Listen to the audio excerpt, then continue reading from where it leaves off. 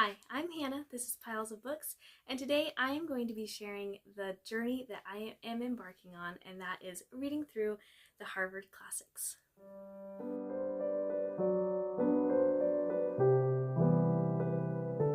If you're new here, I'll give you a bit of an introduction. So, like I said, my name is Hannah. I am a homeschooling mom of 4. My kids are 8, 6, 4, and 2, so we are in a very fun season of life. My husband and I just recently, about 5 months ago, we moved our homestead from our last place of about 9 years to a new place.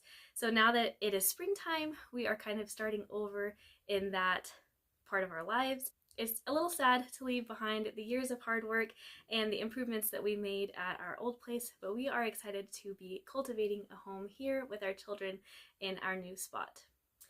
I knew before I was even a mom that I wanted books to be a central part of our home. And then when my oldest was a baby, I began researching homeschool curriculums. My husband and I were both homeschooled almost all the way through our schooling years, so it was natural for us to choose that for our family. However, neither one of us were overly satisfied with the education that we received, and it wasn't a fault of our parents or curriculum as much as it was the fault within ourselves to not study and read good books and all of that. When I started looking into homeschooling our children, I knew that I wanted things to be a bit different. And I realized that the sort of education that I wanted my children to have would have to be parent-led in the sense that we would have to read these sorts of good books. We would have to begin these good habits in our own lives in order to share them with our kids.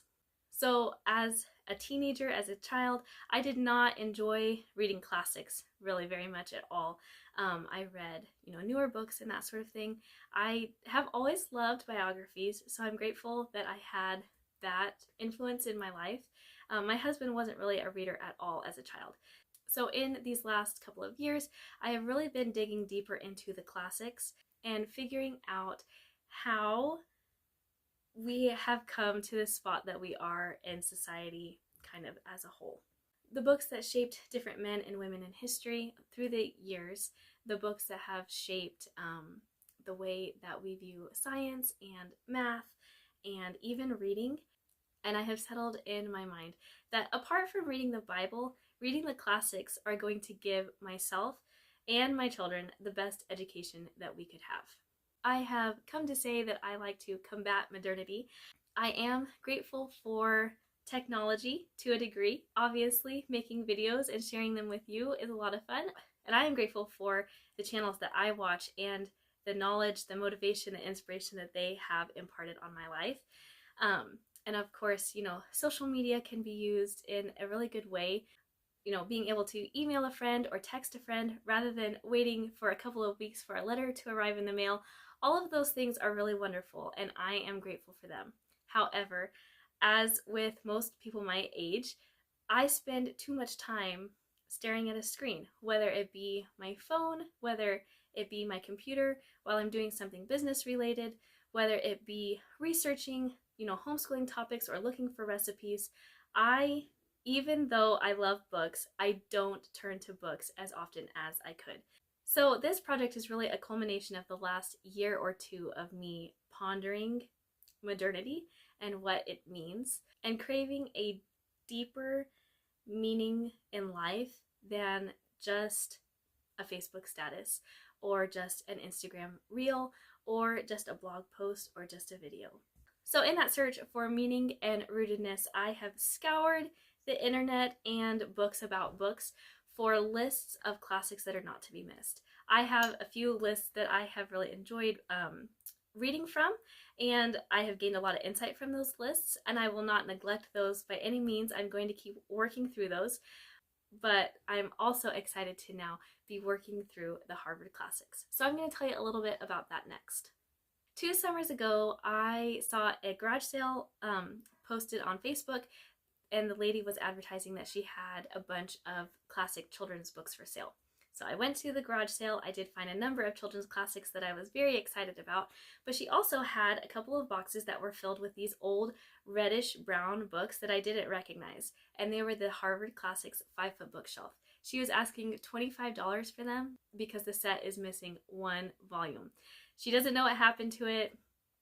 It just disappeared at some point, I guess. So she didn't want to ask a lot of money for it because it's not a complete set. Of course, I grabbed them up, I took them home, and as a good book hoarder does, I cleaned off some shelf space for them, set them there, and I allowed them to become dusty. They're beautiful to look at. I love to look at them. But I didn't even open them. And I didn't really even read the spines. I didn't really know what was in these books.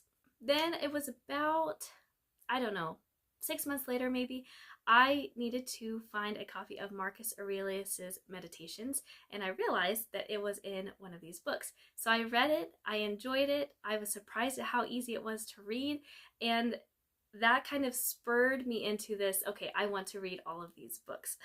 However, I didn't read another one until just recently I finished Dante's Divine Comedy. So now I have read 2 of these books. I don't want to stop there though. I do want to read all of them, and that is what this project is all about. So the Harvard Classics were compiled and published by a man named Dr. Charles Eliot in 1909. At the time, he was the president of Harvard University, and he believed that a liberal education could be had in reading for 15 minutes a day from a collection of books that fit on a 5-foot length bookshelf. So he came up with these. He compiled these books, the books that he felt, at the time were the most important books to be read. There's a whole variety of books. Like I said, we have Marcus Aurelius's Meditations, we have Dante's Divine Comedy, there's some works by John Bunyan, some works by John Milton, there's Chaucer and Plutarch and Virgil, there's John Donne, Aesop's Fables, fairy tales, the Odyssey, Luther, Darwin. The collection is so varied in the works that it contains. So while I was researching the Harvard Classics and everything about them, the term liberal education kept coming up. And I kind of knew what that meant, but to actually describe it to somebody, I couldn't do that. So then that sent me on a rabbit trail of researching liberal education and what that means. So what I found about liberal education is that it is the sort of education that doesn't really prepare you for a job, a trade of any kind. It is just education for the good in itself. Just education. What it means to be a person and what it means to be a free person.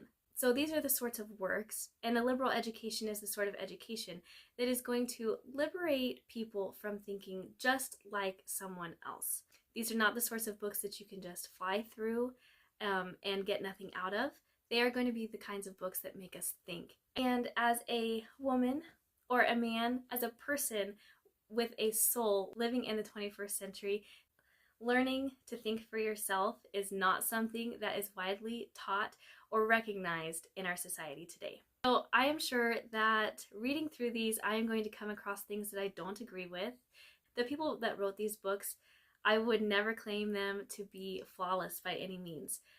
Some of these things, they might be important works, but not necessarily because what they say is right, but it could be something that we need to learn from. And I am really excited to learn from them. So if you are a regular subscriber of mine, don't worry, I am not going to forsake all of my other content. I am going to continue with my monthly TBRs and my monthly wrap-ups, my Raising Reader series, my library hauls, all of that. But I am also going to be throwing in some more videos that are a bit probably deeper and more contemplative.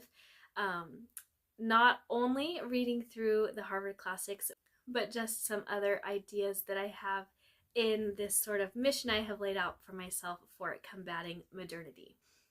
If you're interested at all, I did create a Substack account. I will leave that link below, and I am excited about that, being able to put up individual book reviews and all of that, but it is also where I'm going to be more so chronicling the adventure of reading through these books. I will probably be sharing more commonplace quotes and book summaries, book reviews, and all of that over there. So like I said, if you're interested in that information, it will be left below in the description box. That is all I have for you today. Thank you so much for being here and listening to me ramble. I'm excited about this new project and where it will take me, and I hope that you will join me or just share your opinions and what you think of these books as I share videos about them. Thanks for being here. We'll see you in the next video.